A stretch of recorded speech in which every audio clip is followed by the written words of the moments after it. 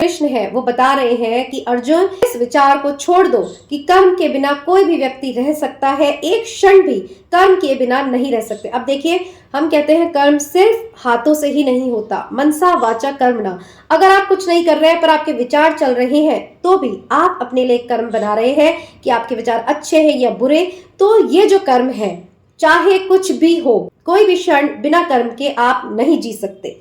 Hey guys, welcome to my channel, it's me, मैं हूं। और आज हम अध्ययन करेंगे गीता के तीसरे और सबसे इंपॉर्टेंट अध्याय का, जो है कर्म योग। जी हाँ, कर्म योग जो हमें सिखाता है कर्म हमें क्यों करना चाहिए, कैसे करना चाहिए, अगर हम कर्म नहीं करेंगे तो इसका निष्कर्ष क्या होगा, और कर्म हमें कैसे करना चाहिए और बिना किसी फल की आशा के हम कैसे कर्म कर सकते हैं। ये सब बातें गीता के इस तीसरे अध्याय में हम डिस्कस करने वाले हैं। और आज इस सीरीज के थर्ड एपिसोड में गीता चैप्टर 3 कर्म योग पर आज जब हम बात करने वाले हैं, तो उससे पहले एक छोटा सा रिकैप हम देते हैं ताकि आप कनेक्ट कर सकें कि फर्स्ट और सेकंड पार्ट में क्या हुआ था। तो पहले अध्याय में हमने डिस्कस किया था कि कैसे अर्जुन क्षेत्र में युद्ध के लिए खड़ा है, और जब कृष्ण उनके रथ को उनके ही कहने पर युद्ध भूमि के बीचों बीच ले जाते हैं तो उनको अपने सभी स्वजनों को देखकर एक दुख उत्पन्न होता है, एक निराशा उत्पन्न होती है। और इसीलिए इस पहले अध्याय का नाम पड़ा अर्जुन विषाद योग, जिसमें अर्जुन अपना विषाद यानी दुख, अपना डिप्रेशन सभी श्री कृष्ण को कह रहे हैं। हम देखेंगे कि श्री कृष्ण पहले अध्याय में उनका कोई कथन नहीं है, बिल्कुल चुपचाप होकर अर्जुन के भावों को सुन रहे हैं और किस तरह अर्जुन ने युद्ध ना करने का निष्कर्ष लिया और एक ओर अपने धनुष बाण को छोड़कर वो रथ पर बैठ गए। फिर दूसरे अध्याय में हम देखेंगे कि जब इस तरह घोर निराशा में अर्जुन ने ये प्रण लिया कि मुझे युद्ध नहीं करना है, तो फिर दूसरे अध्याय में कृष्ण ने अर्जुन को ललकारना शुरू किया, उनके स्वाभिमान को, उनके शौर्य को, ताकि उन्हें ये समझा सके कि युद्ध करना ही एकमात्र उपाय है और योद्धा को ये शोभा नहीं देता कि अपनी शूरवीरता छोड़कर वो इस तरह कायरता को अपनाए और कर्म और कर्तव्य पथ से भटक जाए। गीता का दूसरा अध्याय है जिसे कहा गया है सांख्य योग। इसमें हमने देखा कि कैसे कृष्ण अर्जुन को कर्म करने के लिए प्रेरित करते हैं, और अब तीसरे अध्याय में जो कि है कर्म योग, कैसे कर्म करना चाहिए और क्यों करना चाहिए, इस बारे में श्री कृष्ण अर्जुन को बताएंगे, जो कि गाइस हमारे लिए भी बहुत ही ज्यादा इंपॉर्टेंट है। अभी अगर कलयुग में आप भक्ति ना कर पाए, योग ना कर पाए, तपस्या ना कर पाए, बट कर्म एक ऐसी चीज है जिससे बचा नहीं जा सकता, चाहे वो संत हो, सन्यासी हो, चाहे वो गृहस्थ हो, चाहे वो नॉर्मल इंसान हमारी तरह हो, तो कर्म करना ही पड़ेगा, कर्म करना ही चाहिए। और कैसे और क्यों, इन्हीं सब बातों पर अब हम विचार करते हैं गीता के तीसरे अध्याय में, जो कि है कर्मयोग। चलिए श्री कृष्ण का आह्वान करते हैं, गुरु को प्रणाम करते हैं, क्योंकि गुरु के बिना तो कोई भी ज्ञान न पाना संभव है न देना संभव है। सभी दैवी शक्तियों का आह्वान करते हैं। और आप भी मेरे साथ भगवत गीता के ग्रंथ को खोलिए और भगवत गीता का ये तीसरा पाठ शुरू करते हैं। तो पहले श्लोक को यहाँ मैं संस्कृत में पढ़ूंगी और उसके बाद हम सिर्फ ट्रांसलेशंस पढ़ेंगे।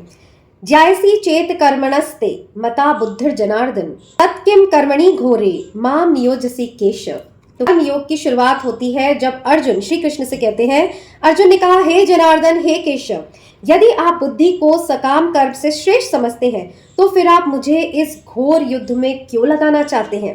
तो देखिए, पिछले अध्याय में श्री कृष्ण अर्जुन को समझा रहे थे कि बुद्धि जो होती है वो कर्म से श्रेष्ठ होती है। तो अब अर्जुन उन पर ही सवाल उठा रहे हैं कि जब बुद्धि श्रेष्ठ है और इस बुद्धि से मैं समझ गया हूं कि मुझे युद्ध नहीं करना है, तो फिर आप मुझे युद्ध की ओर ही प्रवृत्त क्यों कर रहे हैं। इसके आगे वो कहते हैं, आपके व्यमिश्रित उपदेशों से मेरी बुद्धि मोहित हो गई है। व्यमिश्रित मतलब अनेकार्थक, मतलब आप कभी बुद्धि को श्रेष्ठ कहते हैं, कभी कर्म को श्रेष्ठ कहते हैं। तो ये सब सुनकर जो है अर्जुन जो है वो कंफ्यूज हो जाते हैं। तो ऐसा ही कंफ्यूजन आप देखिए हमारे भी जीवन में होता है कि कोई कहता है कर्म जरूरी है, कोई कहता है भक्ति करनी जरूरी है, कोई कहता है कर्म मत करो, कोई कहता है पढ़ाई करो, कोई कहता है पढ़ लिख कर भी क्या ही मिल गया, इस पढ़ाई का क्या ही फायदा। तो ऐसा ही कंफ्यूजन अर्जुन के समक्ष भी है। और वो आगे कहते हैं, अतः कृपा करके निश्चय पूर्वक मुझे बताए कि इनमें से मेरे लिए सर्वाधिक श्रेयस्कर क्या होगा। तो देखिए, अर्जुन का जो डिलेमा है, कंफ्यूजन है, वो अभी तक दूर नहीं हुआ है कि उसे युद्ध करना चाहिए या फिर नहीं करना चाहिए। और इसीलिए अब अर्जुन ने कहा कि मुझे निश्चय पूर्वक बताइए, मतलब मुझे सही सही सटीक शब्दों में बताइए, घुमाइए फिराइए मत सीधे सीधे निर्देश दीजिए कि मुझे क्या करना चाहिए। कर्म योग का प्रथम श्लोक भी हम संस्कृत में पढ़ेंगे। श्री भगवानुवाच, मतलब श्री कृष्ण कहते हैं, लोके अस्मिन् द्विविधा निष्ठा पुरा प्रोक्ता मया नघ, ज्ञान योगेन सांख्यानाम कर्म योगेन योगिनाम। श्री कृष्ण कहते हैं, निष्पाप अर्जुन, मैं पहले ही बता चुका हूं कि आत्म साक्षात्कार का प्रयत्न करने वाले दो प्रकार के पुरुष होते हैं। कुछ इसे ज्ञान योग द्वारा समझने का प्रयत्न करते हैं, तो कुछ भक्ति में सेवा के द्वारा। आगे भगवान कहते हैं, न तो कर्म के विमुख होकर कोई कर्म फल से छुटकारा पा सकता है और न केवल संन्यास से सिद्धि प्राप्त की जा सकती है। मतलब यहाँ श्री कृष्ण बता रहे हैं कि तुम कोई भी योग चुनो, कर्म के बिना कुछ नहीं हो सकता। ना तो सन्यासी बनकर ही कर्म का त्याग किया जा सकता है, ना ही गृहस्थ बनकर ही कर्म का त्याग किया जा सकता है। मतलब कि दोनों ही कंडीशंस में कर्म तो करना ही पड़ेगा। प्रत्येक व्यक्ति को प्रकृति से अर्जित गुणों के अनुसार विवश होकर कर्म करना ही पड़ता है। अतः कोई भी एक क्षण भर के लिए भी बिना कर्म किए नहीं रह सकते। तो ये जो कृष्ण है वो बता रहे हैं कि अर्जुन, इस विचार को छोड़ दो कि कर्म के बिना कोई भी व्यक्ति रह सकता है, एक क्षण भी कर्म किए बिना नहीं रह सकते। अब देखिए, हम कहते हैं कर्म सिर्फ हाथों से ही नहीं होता, मनसा वाचा कर्मणा। अगर आप कुछ नहीं कर रहे हैं पर आपके विचार चल रहे हैं, तो भी आप अपने लिए कर्म बना रहे हैं कि आपके विचार अच्छे हैं या बुरे। तो ये जो कर्म है, चाहे कुछ भी हो, कोई भी क्षण बिना कर्म के आप नहीं जी सकते। आगे कहते हैं, जो कर्मेंद्रियों को वश में तो करता है, किंतु जिसका मन इंद्रिय विषयों का चिंतन करता रहता है, वह निश्चित रूप से स्वयं को धोखा देता है और मिथ्याचारी कहलाता है। यहाँ वो कह रहे हैं कि कर्मेंद्रियों को, मतलब आप कर्म ना करें, कर्म करने वाली सारी इंद्रियों को तो आपने अपने वश में कर लिया, पर आप चिंतन करते रहते। वही जो बात मैंने अभी कही कि मन से भी अगर आप सोच रहे हैं तो वो आपका सोचना भी एक कर्म है। तो श्री कृष्ण कहते हैं, ऐसा व्यक्ति जो कर्मों की इंद्रियों को तो वश में करता है, बट चिंतन से वो प्रत्येक क्षण कर्म कर रहा है, ऐसे लोग मिथ्याचारी होते हैं, धोखा देने वाले होते हैं, मीन्स फ्रॉड होते हैं, फेक होते हैं। दूसरी ओर यदि कोई निष्ठावान व्यक्ति अपने मन के द्वारा कर्मेंद्रियों को वश में करने का प्रयत्न करता है और बिना किसी आसक्ति के कर्म योग यानी कृष्ण भावनामृत में प्रारंभ करता है, तो वह अति उत्कृष्ट है। तो यहाँ श्री कृष्ण कहते हैं कि एक व्यक्ति अगर कर्म न करने का नाटक भर कर रहा है, पर उसका मन जो है चहुदिश विचारों में लिप्त है, तो वो मिथ्याचारी है। इसके विपरीत अगर कोई कर्म इंद्रियों को वश में करता है और फिर अपने कर्म को ईश्वर को समर्पित करते हुए कर्म करता है, तो फिर वह श्रेयस्कर है और यही सबको करना चाहिए। इसका मतलब ये है कि कर्म तो करना ही पड़ेगा। इंद्रियों को हमने वश में कर लिया, उसके उपरांत भी आपको कर्म तो करना पड़ेगा, बट उस कर्म में फिर आप आसक्ति नहीं रखेंगे। और आसक्ति कब नहीं होगी? जब आप फल की आशा नहीं करेंगे, और जब फल की आशा ही नहीं होगी तो फिर वो जो कर्म है वो ईश्वर के निमित्त होगा और आप उसके कर्म फल से बच जाएंगे। यही यहाँ श्री कृष्ण कहना चाहते हैं। अपना नियत कर्म करो, क्योंकि कर्म न करने की अपेक्षा कर्म करना श्रेष्ठ है। कर्म के बिना तो शरीर निर्वाह भी नहीं हो सकता। तो श्री कृष्ण बता रहे हैं, बहुत ही सिंपल लैंग्वेज है, कि कर्म तो करना ही पड़ेगा। शरीर का निर्वाह भी नहीं हो सकता, मीन्स खाना, अपने शरीर को स्वच्छ रखना, इस देह के लिए खाना बनाना, उसे खिलाना, उसे स्वच्छ रखना, ये सब भी एक कर्म ही है। तो कर्म तो करना ही पड़ेगा। श्री विष्णु के लिए यज्ञ रूप में करना चाहिए, अन्यथा कर्म के द्वारा इस भौतिक जगत में बंधन उत्पन्न होता है। अतः हे कुंती पुत्र, उनकी प्रसन्नता के लिए अपने नियत कर्म करो, इस तरह तुम बंधन से खुद मुक्त रहोगे। तो यहाँ श्री कृष्ण कहते हैं कि कर्म कैसे करना चाहिए, जो है वो एक यज्ञ की तरह करना चाहिए। यज्ञ किस लिए करते हैं? देवताओं को प्रसन्न करने के लिए, पवित्र भाव से करते हैं। तो इसी तरह अगर आप अपने कर्मों को यज्ञ की तरह करेंगे, मतलब अच्छा और दिव्य कर्म करेंगे, तो इससे ईश्वर भी प्रसन्न होते हैं। यही सब कृष्ण ने यहाँ पर कहा है। सृष्टि के प्रारंभ में समस्त प्राणियों के स्वामी ने विष्णु के लिए यज्ञ सहित मनुष्य और देवताओं की संततियों को रचा और उनसे कहा, तुम इस यज्ञ में सुखी रहो, क्योंकि इसके करने से तुम्हें सुख पूर्वक रहने तथा मुक्ति प्राप्त करने के लिए समस्त वांछित वस्तुएं प्राप्त हो सकेंगी। तो इसका मतलब है कि आपको कर्म जो है वो यज्ञ की तरह करना है, और फिर ईश्वर कृपा करके आपको वो सभी चीजें देंगे जिससे कि आप अपनी मुक्ति के पथ पर बढ़ेंगे। कहने का तात्पर्य है कर्म तो करना ही पड़ेगा। आगे श्री कृष्ण कहते हैं, यज्ञों के द्वारा प्रसन्न होकर देवता तुम्हें भी प्रसन्न करेंगे और इस तरह मनुष्य तथा देवताओं के मध्य सहयोग से सबों को संपन्नता प्राप्त होगी। आगे श्री कृष्ण कहते हैं, भगवान के भक्त सभी प्रकार के पापों से मुक्त हो जाते हैं क्योंकि वे यज्ञ में अर्पित किए भोजन को ही खाते हैं।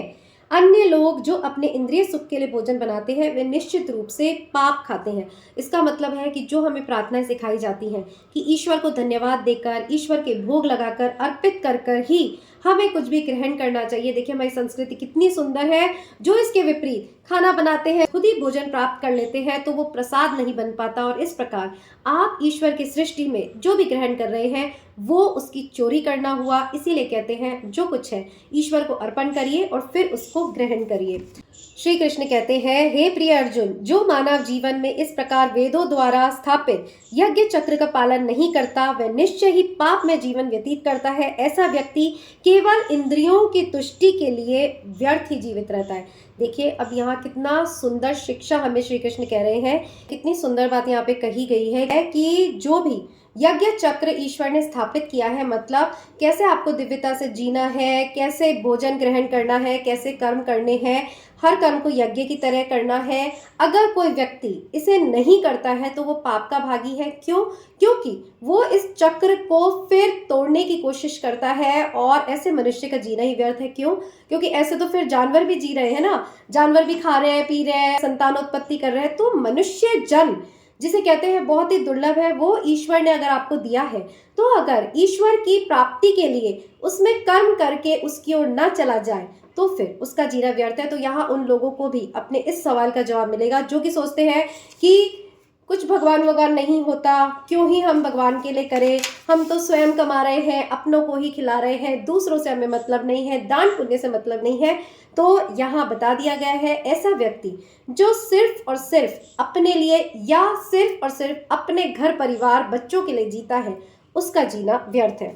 आगे चलते हैं, किंतु जो व्यक्ति आत्मा में ही आनंद लेता है तथा जिसका जीवन आत्म साक्षात्कार युक्त है और जो अपने में पूर्णतया संतुष्ट रहता है उसके लिए कुछ करणीय नहीं होता। यहाँ श्री कृष्ण कह रहे हैं सब कर्मों को करते हुए अगर कोई व्यक्ति या कोई योगी आनंद में रहता है और पूर्णतया संतुष्ट रहता है, सेटिस्फाइड रहता है कि जो है बढ़िया है, जो है उसको मिल बांट कर खाना है, वैसा व्यक्ति जो है उसके लिए कोई कर्तव्य शेष नहीं रहता। मतलब वो कर्म तो करता है बट इस कर्म के पाश में वो बंधता नहीं है कि स्वरूप व्यक्ति को ना तो अपने नियत कर्मों को करने की आवश्यकता रह जाती है, ना ऐसा कर्म ना करने का कोई कारण ही रहता है, उसे किसी अन्य जीव पर निर्भर रहने की आवश्यकता नहीं रह जाती। मतलब वो कर्म करता दिखता है बट वो कर्म करे न करे फिर उसका कोई फर्क नहीं पड़ता क्योंकि मन से वो हर बंधन से मुक्त हो चुका है। अतः कर्मफल में आसक्त हुए बिना मनुष्य को अपना कर्तव्य समझकर निरंतर कर्म करते रहना चाहिए क्योंकि अनासक्त होकर कर्म करने से उसे परब्रह्म की प्राप्ति होती है। तो अनासक्त होकर कर्म करना ही श्रेष्ठ है। कर्म को त्यागना, कर्म से बचना, इस बारे में हमें नहीं सोचना चाहिए। अब आगे जाके श्री कृष्ण कहते हैं कि देखो कर्म क्यों करना चाहिए, क्योंकि जो भी महापुरुष होते हैं वो जो आचरण करते हैं सामान्य व्यक्ति उसी का अनुसरण करते हैं। वह अपने अनुसरणीय कार्यों से जो आदर्श प्रस्तुत करता है संपूर्ण विश्व उसका अनुसरण करते हैं। तो यहाँ श्री कृष्ण अर्जुन को समझा रहे हैं कि अर्जुन योद्धाओं के लिए प्रेरणा है, तो वही कर्म छोड़ देगा तो फिर उसके बच्चे, उसके वंश वो भी कर्म से उदासीन हो जाएंगे और ईश्वर स्वयं जिन्हें कर्म करने की आवश्यकता ही नहीं वो भी जब देह रूप में आते हैं तो कर्म करते हैं ताकि उस ईश्वर को फॉलो करने वाले उनके डिसाइपल्स उनसे ज्ञान ले, उनको आदर्श मानकर ही अपने कर्मों का निर्वाह करें, नहीं तो ये सृष्टि जो है वो चलना ही बंद हो जाएगी। तो आगे श्री कृष्ण कहते हैं, हे पृथा पुत्र, तीनों लोकों के लिए कोई भी कर्म नियत नहीं है, ना मुझे किसी वस्तु का अभाव है और ना आवश्यकता ही है, तो भी मैं नियत कर्म करने में तत्पर रहता हूँ। अब देखिए श्री कृष्ण इससे ज्यादा और क्या ही कहेंगे कि मैं श्री कृष्ण हूँ, मैं तीनों लोकों का स्वामी हूँ, मेरे लिए कुछ कमी नहीं है, उसके बावजूद मैं कर्म कर रहा हूं तो तुम कर्म से कैसे भाग सकते हो। अतः हे पार्थ अपने कर्म का निर्वाह करो। क्योंकि यदि मैं नियत कर्मों को सावधानी पूर्वक ना करूं तो हे पार्थ, यह निश्चित है कि मेरे मनुष्य मेरे पद का ही अनुसरण करेंगे। अगर वो वही जो मैंने कहा कि अगर वो ही कर्म नहीं करेंगे तो लोग कहेंगे श्री कृष्ण भी तो कर्म नहीं करते, हम भी आराम से बैठते हैं, बंसी बजाते हैं, हमारे सारे काम हो जाएंगे, और फिर सृष्टि का संतुलन कैसे बनेगा, सृष्टि में कर्म कैसे होगा। तो देखिए, ये बात मुझे अभी मेरी गुरु की याद आ रही है कि उनके पास नौकर चाकर सभी थे, फिर भी अपना कर्म वो खुद करते थे। कई बार खुद चाय बनाते थे और खुद अपने बिस्तर को साफ करते थे। तो मैं पूछती थी कि स्वामी जी आपको क्या ही जरूरत है सब करने की, तो वो कहते थे कि नहीं, देखो कर्म में हमेशा लीन रहना चाहिए, चिंतन उसका चलना चाहिए, बट कर्म अपना खुद अपने आप स्वयं करना चाहिए। इसलिए जो भी बड़े से बड़ी पोजीशन पर लोग आपको दिखेंगे वो विनम्र होंगे, खुद अपने कर्मों को करते हुए दिखेंगे, छोटे छोटे काम वो अपने खुद करते हैं, उन्हें डेलीगेट नहीं करते, तभी वो उस महानता तक पहुंचते हैं। तो श्री कृष्ण आगे कहते हैं कि यदि मैं नियत कर्म ना करूं तो ये सारे लोग नष्ट हो जाएं, तब मैं अवांछित जन समुदाय यानी वर्ण संकर को उत्पन्न करने का कारण हो जाऊंगा और इस तरह संपूर्ण प्राणियों की शांति का विनाशक बनूंगा। तो देखिए कितना कितना भयंकर परिणाम होता है कर्म न करने का, यही श्री कृष्ण यहाँ पर बता रहे हैं। जिस प्रकार अज्ञानी जन फल की आसक्ति से कार्य करते हैं, उसी तरह विद्वान जनों को चाहिए कि वे लोगों को उचित पथ पर ले जाने के लिए अनासक्त रहकर कार्य करें। तो कुल मिलाकर ये कह रहे हैं कि जो आदर्श प्रस्तुत करने वाले महापुरुष हैं, जिनको लोग फॉलो करते हैं, उन्हें तो सही तरीके से कर्म करते हुए अनासक्त भाव से लोगों को ये प्रेरणा देनी चाहिए कि कर्म को किस प्रकार करके मुक्त हुआ जाता है। विद्वान व्यक्ति को चाहिए कि वह सकाम कर्मों से आसक्ति अज्ञानी पुरुष को कर्म करने से रोके नहीं, ताकि उनके मन विचलित न हो, अपितु भक्ति भाव से कर्म करते हुए उन्हें सभी प्रकार के कार्यों में लगाए। आगे श्री कृष्ण कहते हैं, जीवात्मा अहंकार के प्रभाव से मोहग्रस्त होकर अपने आप को समस्त कर्मों का कर्ता मान बैठता है, जबकि वास्तव में वे प्रकृति के तीनों गुणों द्वारा संपन्न किए जाते हैं। अब यहाँ कृष्ण बोल रहे हैं कि मनुष्य अगर कर्म करता है तो फिर वो अपने आप को कर्ता मानकर उसका अहंकार करता है, तो ये कर्म करने का बहुत ही गलत तरीका है।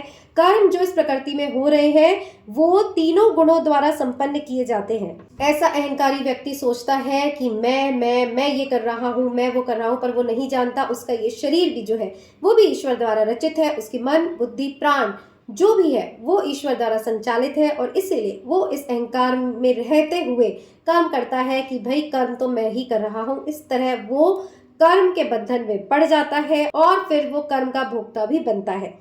हे महाभाव, भक्ति भाव में कर्म तथा सकाम कर्म के भेद को भली भांति जानते हुए जो परमात्मा को जानने वाला है वह सभी अपने आप को इंद्रियों में तथा इंद्रिय तृप्ति में नहीं लगाता। तो जो ये समझ जाता है कि ये सब कर्म अपने आप हो रहे हैं, हम निमित्त मात्र हैं और ईश्वर ही सृष्टि को चला रहा है, वो फिर किसी भी इंद्रिय की तृप्ति को करने में नहीं लगता, मतलब वो फिर अपने सेंसेस को सेटिस्फाई करने के लिए ही नहीं लगा रहता, वो आत्मचिंतन में लगता है, ईश्वर की प्राप्ति में लगता है।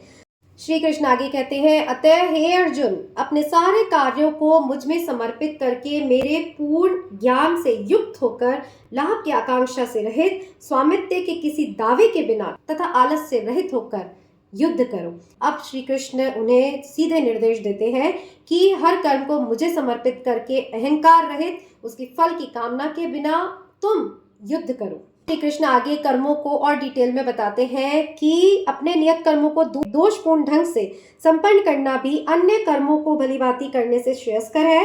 स्वयं कर्मों को करते हुए मरना पराय कर्मों में प्रवृत्त होने की अपेक्षा श्रेष्ठतर है, क्योंकि अन्य किसी के मार्ग का अनुसरण करना भयावह होता है। जिसको जो जो कर्म मिला है, मतलब जिसका जो जो धर्म है, उसे उसका पालन करना चाहिए।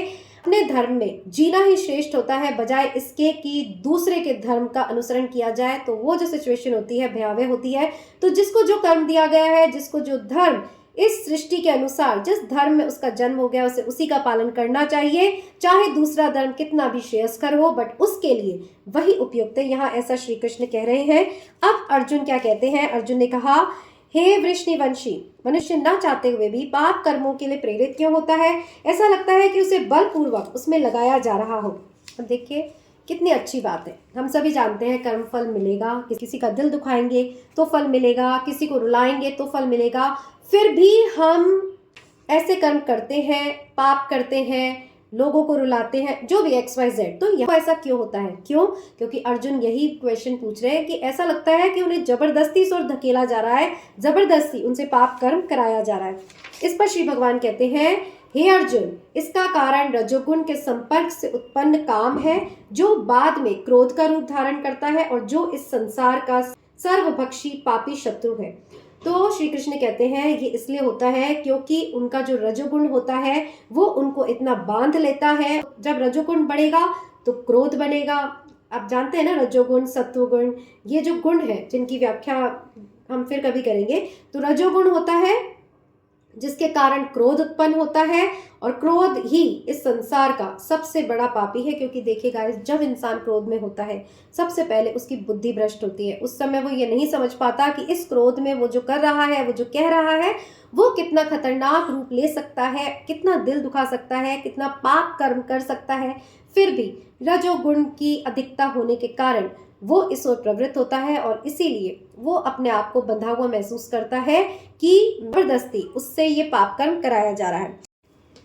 इंद्रिया, मन तथा बुद्धि इस काम के निवास स्थान है। मतलब हमारी इंद्रियां, हमारे सेंसेस, हमारा मन, कॉन्शियसनेस और बुद्धि, इंटेलिजेंस, ये सब जो है इसके निवास स्थान है। इनके द्वारा यह काम जीवात्मा के वास्तविक ज्ञान को ढककर उसे मोहित कर लेता है। तो ये जो काम का आवेग है, चाहे कोई भी काम हो, ये हमारी मन, बुद्धि और चित्त को ऐसा ढक लेता है कि फिर इंसान वो कर्म करता है जिसे कि नहीं करना चाहिए। इसीलिए कहते हैं कि हमें जो मन में आए वो नहीं करना चाहिए, सोचना चाहिए, समझना चाहिए, सही गलत की कसौटी पर तोलना चाहिए, फिर कोई कर्म करना चाहिए। इसलिए हे भरतवंशियों में श्रेष्ठ अर्जुन, प्रारंभ में ही इंद्रियों को वश में करके इस पाप के महान प्रतीक यानी काम, जिसे पाप का महान प्रतीक कहा गया है, उसका दमन करो और ज्ञान तथा आत्म साक्षात्कार के इस विनाशकर्ता का वध करो। इसका मतलब है सभी इंद्रियों को कंट्रोल करके अनासक्त भाव से कर्म करो, अहंकार से रहित होकर, रजोगुण से रहित होकर सत्व गुण में विचरण करो। अब आगे कहते हैं, कर्मेंद्रियां जब पदार्थ की अपेक्षा श्रेष्ठ है, मन इंद्रियों से बढ़कर है, बुद्धि मन से भी उच्च है और वह आत्मा बुद्धि से भी बढ़कर है। श्री कृष्ण कहते हैं कर्मेंद्रियां जो है वो जड़ पदार्थों से श्रेष्ठ है, मन इंद्रियों से श्रेष्ठ है, बुद्धि मन से भी श्रेष्ठ है और आत्मा बुद्धि से भी श्रेष्ठ है। तो यहाँ उन्होंने कैटेगरीज दी कि सबसे श्रेष्ठ क्या है, आत्मा। और ये आत्मा सही तरीके से जब कर्म करेगी तभी सारी इंद्रियां जो है वो कंट्रोल में रहेगी, मन जो है वो आपके वश में रहेगा और आप उस ईश्वर की ओर, मुक्ति की ओर बढ़ेंगे कर्म को करते हुए। यही कर्मयोग सिखाता है, कर्म को करना है, जो भी कर्तव्य मिला है उसका निर्वाह करना है, कर्म को छोड़ना बिल्कुल नहीं है, क्योंकि छोड़ने से भी ये कर्म छूटेगा नहीं। कर्म के फल में आसक्ति नहीं रखेंगे, जैसे कि गीता का सबसे इंपॉर्टेंट श्लोक है कि कर्म कर, फल की इच्छा मत कर, तो फिर आप जरूर मुक्ति को प्राप्त हो जाएंगे, क्योंकि फिर इस कर्म बंधन में आप बंधेंगे नहीं। आपने अपना कर्म जो है ईश्वर को समर्पित कर दिया है। सो फ्रेंड्स, गीता के इस तीसरे कर्म योग में आज हमने जाना कि कोई भी व्यक्ति एक क्षण के लिए भी कर्म करने से नहीं बच सकता। अब कर्म करना कैसे है, बहुत ही ज्यादा सजगता से ईश्वर को समर्पित करते हुए। जब आप किसी भी कर्म को ईश्वर को समर्पित करेंगे तो गलत कर्म की बुद्धि या विचार आपके मन में आएगा ही नहीं, यही इसका औचित्य है। फिर आपको फल की आशा नहीं करनी है। क्यों नहीं करनी है? क्योंकि जब आपने फल की आशा करी तो फिर आपने कर्म में अपने मैं को जोड़ दिया कि मैं ये कर्म कर रहा हूँ क्योंकि मुझे इस फल की कामना है। जब आप जो कर्तव्य आपको मिला है उसे करेंगे और फल की आशा नहीं करेंगे, तब ही जाकर आपका ये जो कर्म है वो अनासक्त भाव से ईश्वर को समर्पित होकर आपको कर्म बंधन से बचा लेगा। इसके विपरीत कोई उपाय नहीं है। आलस्य में रहकर पड़े रहना भी कर्म न करना नहीं है, वो भी आपका एक कर्म बना रहा है। कहने का मतलब है कर्म तो करना ही पड़ेगा। अब यही कर्म आपको बंधन से मुक्ति कैसे दिलाएगा, इसी बारे में सारा तीसरा अध्याय था, जिसमें कृष्ण अर्जुन को ये बताते हैं कि जिसको जो कर्म मिला है उसे उसे करना ही पड़ेगा, अतः तुम्हारे लिए ये श्रेष्ठ है। साफ साफ शब्दों में कृष्ण कहते हैं कि युद्ध करो। तो यही सारी सीख हमारे लिए भी है कि जो भी कर्म हम कर रहे हैं, अब जैसे मैं यूट्यूब वीडियोस बना रही हूँ, अब मैं बना रही हूँ कि मेरे ये जो गुरु का ज्ञान है, जो मुझे स्पिरिचुअलिटी फील्ड में एक्सपीरियंस के द्वारा, गुरु की कृपा के द्वारा, मेरे ईष्ट कृष्ण की कृपा के द्वारा मिला है, वो मैं लोगों तक पहुँचाऊँ। आप इसमें आसक्ति रखना कि मेरे व्यूज़ आए, मैं वायरल हो जाऊँ, ये कर्म में आसक्ति है।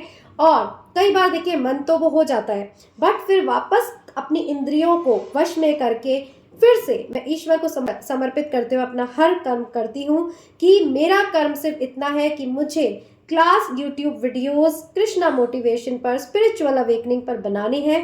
अब उसे ईश्वर कितने लोगों तक पहुंचाए, ये सोचना मेरा कर्म नहीं है। ये चाह भी रखना कि मेरे वीडियोस वायरल हो मेरा कर्म नहीं है। बस मेरा कर्तव्य इतना है कि मुझे ये करना है, बाकी हरी इच्छा। यही होता है सच्चा कर्मयोग। और ये आप में तभी आएगा जब कोई संत, ईश्वर की कृपा आप पर होगी और आप तक इस तरह का वीडियो पहुंचेगा। सो होप आपको आज का वीडियो पसंद आया होगा। फिर मिलेंगे एक नए वीडियो में। इट्स मी, मैं हूं, पर टिल देन जय श्री कृष्णा।